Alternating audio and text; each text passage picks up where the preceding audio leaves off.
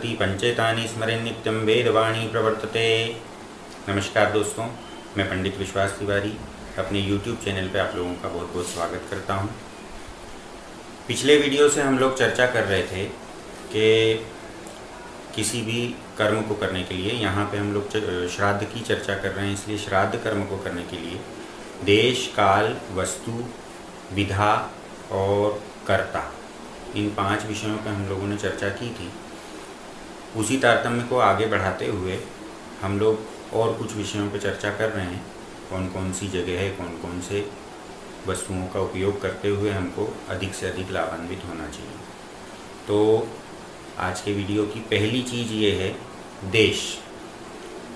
देश में हमें श्राद्ध में कौन से स्थान पे श्राद्ध करना चाहिए। यदि संभव हो तो किसी पुण्य क्षेत्र में, तीर्थ क्षेत्र में, किसी पवित्र नदी के किनारे जाकर के श्राद्ध कर्म करना चाहिए। और यदि ये संभव ना हो या बार बार संभव ना हो तो गौशाला में, किसी पर्वत पे, किसी पवित्र वृक्ष की तले छाया में, और यदि कुछ भी संभव ना हो तो तुलसी के पास, तुलसी के छाया में, शास्त्रों का ऐसा कहना है कि सभी तीर्थों का वास होता है, इसलिए तुलसी के पास श्राद्ध कर्म किया जा सकता है।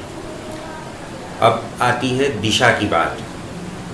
देवताओं के लिए पूजन जब करते हैं हम तो पूर्व दिशा, उत्तर दिशा आदि आदि उस तरह का विधान है, लेकिन पितरों के लिए ऐसा नहीं है। पितरों के लिए जब भी हमको कुछ पूजन करना है, श्राद्ध कर्म करना है, तर्पण करना है, पिंडदान करना है, तो हमको दक्षिण दिशा की तरफ मुँह करके और पितृकर्म करना चाहिए, क्योंकि शास्त्रों के अनुसार यमराज की पूरी संयमनी जो है वो दक्षिण दिशा में है।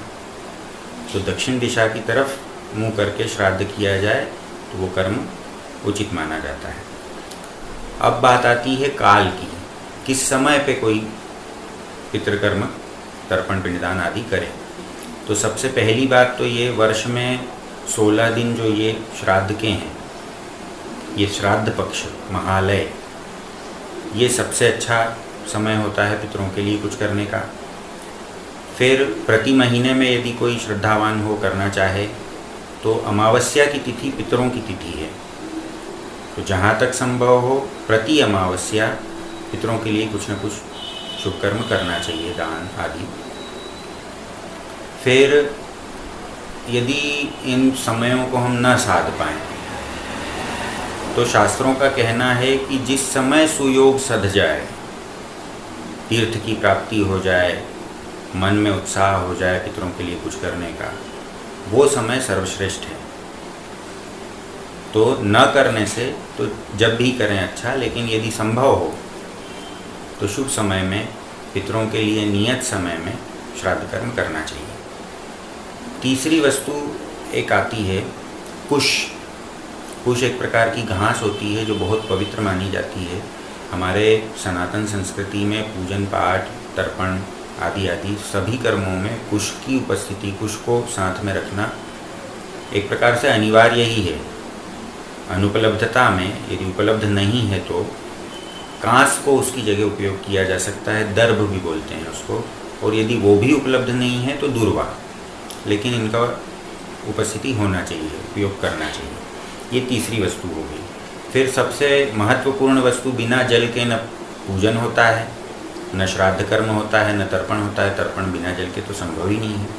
तो जल, अब जल में भी कौन सा जल, तीर्थ क्षेत्र का, गंगा आदि का जल हो तो बहुत ज़्यादा अच्छा है। यदि गंगा का जल न मिल सके तो किसी भी पवित्र नदी का जल, पवित्र नदियाँ जो हमारे यहाँ 7 मुख्य नदियाँ हैं उनमें से किसी का जल मिल जाए तो बहुत अच्छा है। यदि उनका भी ना मिले तो किसी भी जलाशय का, कुएं, बावड़ी आदि का, जहाँ साफ पवित्र शुद्ध जल हो, उस जल को लेकर के और गंगा आदि तीर्थों का उस जल में आवाहन करके और उस जल से पितृकर्म करना चाहिए। अब दीपक हम किसी भी पूजन में जलाते हैं, प्रकाश का विशेष महत्व है हमारी संस्कृति में। सद्गमय तमसोमा ज्योतिर्गमय मृत्योर्मा अमृतम गमय की संस्कृति है हमारी। तो दीपक हर कर्म में, चाहे वो शुभ हो चाहे अशुभ हो, हमारे यहाँ संस्कृति से जुड़ा हुआ है। दीपक को जरूर रखना चाहिए, लेकिन दीपक भी कैसा, पितृकर्म में जहाँ तक संभव हो मिट्टी का दीपक उपयोग में आना चाहिए, और यदि मिट्टी का ना हो तो आटे से बनाया हुआ दीपक भी हम उपयोग कर सकते हैं, वो ज़्यादा अच्छा है। 6 नंबर की चीज़ आती है पुष्प। पूजन में पुष्प का तो उपयोग होता ही है, पितरों के लिए भी देवताओं के लिए भी। तो पुष्प में कौन सा पुष्प लें, पितरों को कौन से रंग का पुष्प प्रिय है? तो बात पितरों के प्रिय पुष्प की, सफ़ेद रंग के पुष्प।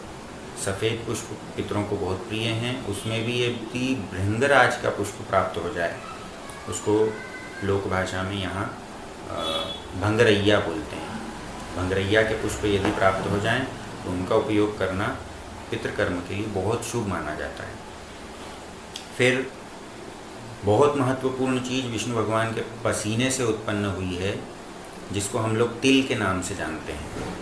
तो तिल में भी काला तिल जो है वो पितरों के लिए विशेष उपयोगी, विशेष तृप्तिदायक माना गया है। तिल युक्त जल से तर्पण करने से पितरों की तृप्ति होती है। जिस जगह पर, जिस स्थान पर हम पितृकर्म कर रहे हों, उस जगह पर तिलों को बिखेर करके उसके बाद ये सब कर्म किया जाए तो बहुत शुभ माना जाता है। देवताओं के लिए चावल और ऋषियों के लिए जौ और पितरों के लिए तिल बताया गया है शास्त्र में। ये सब बहुत अलग अलग जगह बहुत सारी चीज़ें शास्त्रों में बताई हुई हैं, उनको हम कोशिश कर रहे हैं कि संकलित करके आपको प्रस्तुत करें। ये सब सारी चीज़ें किसी एक जगह प्राप्त नहीं होंगी, अलग अलग शास्त्रों में अलग अलग जगह, जैसे प्रेत मंजरी, गरुड़ पुराण आदि में इन सब चीज़ों के बारे में लिखा है। तो वो हम प्रयत्न कर रहे हैं कि आप लोगों को एक साथ इकट्ठा बता सकें। आज के वीडियो में इतना ही। आप लोगों को यदि अच्छा लगा हो वीडियो तो आप लाइक करिए, शेयर करिए, सब्सक्राइब करिए यदि नहीं किया हो तो। सर्वे भवन्तु सुखिनः।